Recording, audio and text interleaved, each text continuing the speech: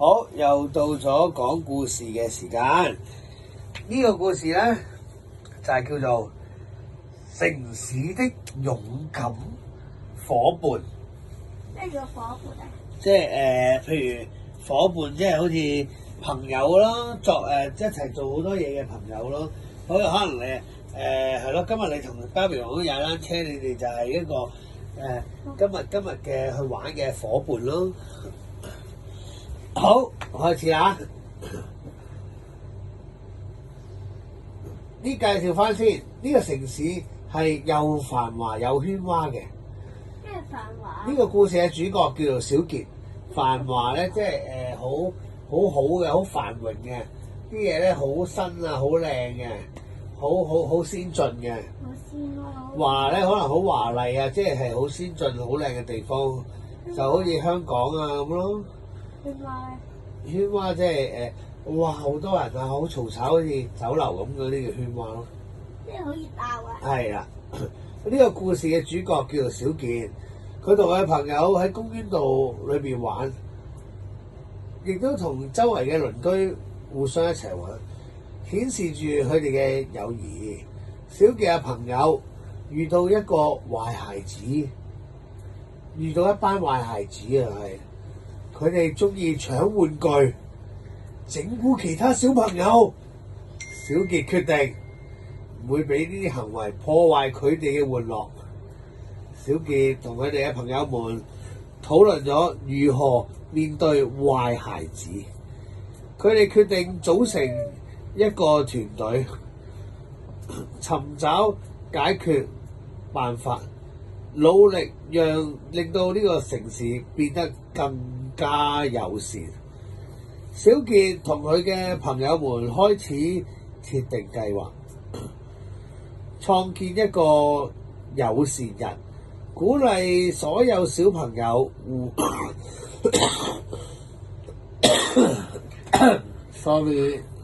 鼓勵所有孩子小朋友互相幫忙同埋分享。佢哋準備咗各種嘅活動，例如繪畫比賽、運動會同埋一啲分享會，希望能夠吸引更加多嘅小朋友參加。嗰班壞孩子知道咗呢個友善日嘅計劃，決定搶走活動嘅風頭。佢哋開始計劃惡作劇，諗住破壞。惡作劇即係一啲搗蛋嘅計劃，係啦，想要破壞小傑嘅努力。小傑同佢啲朋友團結一致，克服壞孩子們嘅挑戰，增強咗彼此友誼同埋信任。友善日終於都嚟啦！孩子們都好積極參加，嗰一日充滿住快樂同埋笑聲，大家分享笑聲，哈哈哈嘅笑聲，開心聲，大家分享咗自己嘅故事同埋玩具。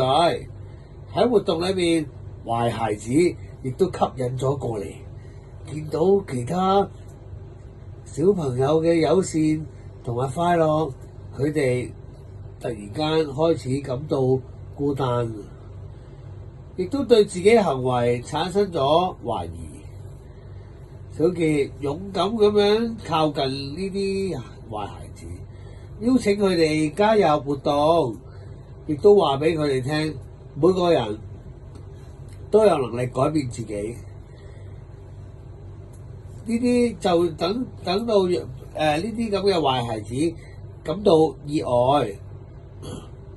壞孩子們最終決定參加活動，亦都等佢哋同其他小朋友一齊玩，開始改變咗自己嘅行為，成為咗新嘅朋友。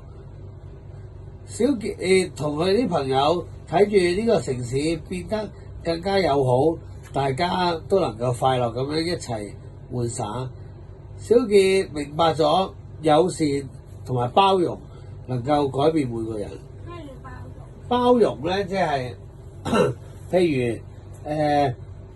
希希好曳嘅，成日咧拱爛晒啲嘢嘅。但係咧小傑咧都包容希希，希希不如我哋一齊玩啦，即係俾多次機會啊，俾次機會佢咁咯。咁啊都同佢玩咯，教佢唔好咁諗嘢咯，係好有愛嘅一個俾次機會咁嘅意思咯。有時有愛同埋包容能夠改變每一個人，亦都能夠令到呢個城市變得更加美好。故事就完啦。呢個故事話俾小朋友聽，友善同埋包容嘅力量能夠改變其他人。無論係好孩子定係壞孩子啊，每個人都有能夠可以選擇成為更好嘅人，能夠一齊創造一個和諧嘅社區。好啦，希望大家都可以有一個好嘅選擇做一個好嘅孩子。拜拜。